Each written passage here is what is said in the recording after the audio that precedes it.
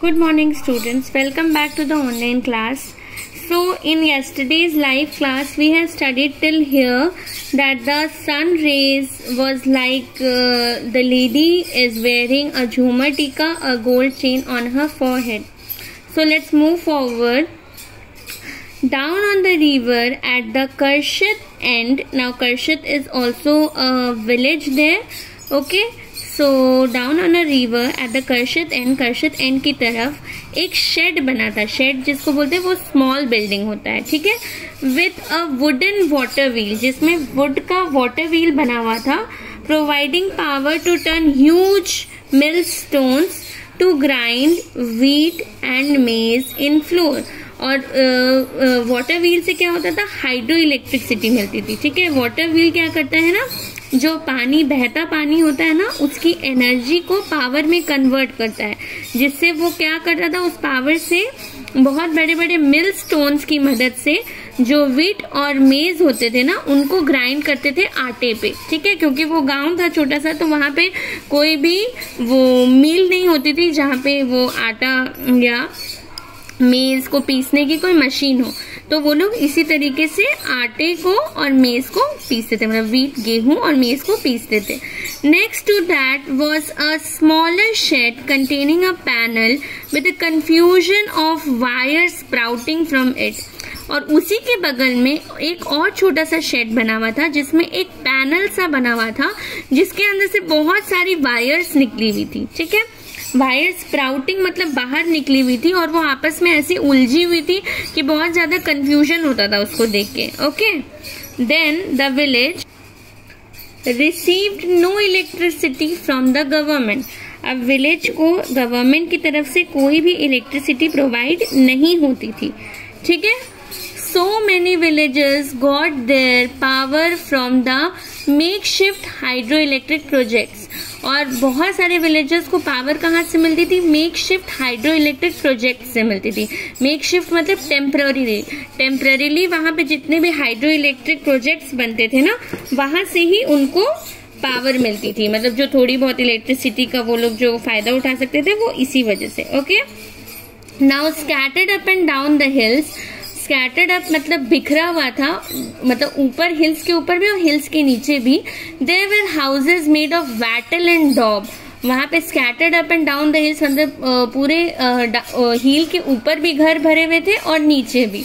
और वो किससे बने हुए थे, wattle and daub. Wattle and daub means wattle a kind of building material consisting of rods and woven twigs.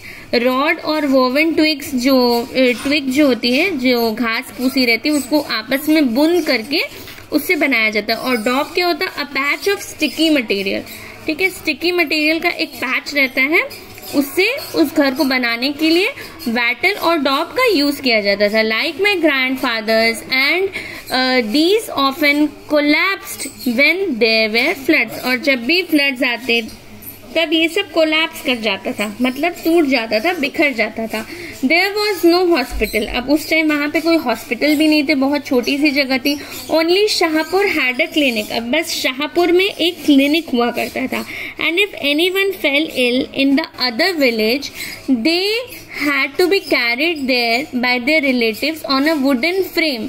अब वहाँ कोई भी बीमार पड़ जाता था तो उसको मतलब दूसरे विलेज में शाहपुर को छोड़ के तो उनको एक वुडन फ्रेम में रख के वहां पे उनके रिलेटिव्स लेकर आते थे Shahpur, jokingly called the Shangla ambulance.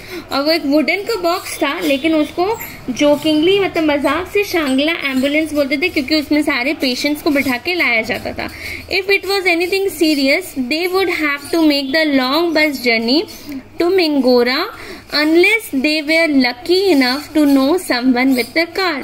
और अगर कोई बहुत ज्यादा सीरियस होता था तो उनको लॉन्ग बस की जर्नी करके मिंगोरा जाना पड़ता था, जहां और अच्छा मेडिकल ट्रीटमेंट मिल सकता था. और अगर वो लोग बहुत ज्यादा लकी हुए तो जो कार वाले को जानते हो, अगर मतलब किसी के पास कार हो और वो उनका जान पहचान का हो, तो वो लोग कार पे उस पेशेंट को ले जाते थे, ओके.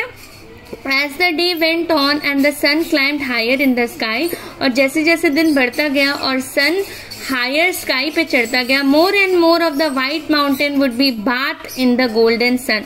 और जैसे जैसे सूरज ऊपर जाता गया वैसे वैसे मोर एंड मोर, ज्यादा से ज्यादा जो व्हाइट माउंटेन थी, मतलब माउंटेन जो स्नो से भरी हुई थी, उनपे सूरज की किरणें पड़ने लगी, गोल्डन कलर की सूरज की किरणें पड़ने लगी।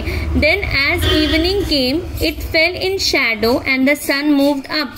और जैसे जैसे शाम हुई वैसे वैसे वहां फिर से शैडो आ गया और sun moved up the black mountain, और ब्लैक माउंटेन की तरफ सन चला गया डूबने के लिए। You could see the white mountain from everywhere, और जहां पे भी आप नजर घुमाओगे वहां पे आप व्हाइट माउंटेन को देख सकते हो। Okay, and my father told me that when he was small he used to think that this small valley was the entire world। और उसके फादर क्या बोलते थे मलाला के कि जब मैं छोटा था तो मेरे को ये लगता था कि ये जो स्मॉल वैली यही पूरी दुनिया है, इसके अलावा कोई दुनिया है ही नहीं। It was a symbol of peace for our land, और ये हमारे लैंड के लिए पीस का सिंबल है, क्योंकि हर तरफ आपको सफेद रंग दिखेगा, एंड सफेद रंग represents peace. A white flag at the end of every valley, और हर वैली के एंड में ऐसा लगता है जैसे एक व्हाइट कलर का फ्लैग हो। Okay, so this is it for the chapter, and in the next class I'll provide all the question answers and comprehension part of the chapter, and I hope you all have written as I asked earlier about the make sentences and word meanings, and read the chapter once, read about Malala Yousafzai, and if you have any doubt regarding the chapter or regarding anything, you can contact me personally. Okay, thank you.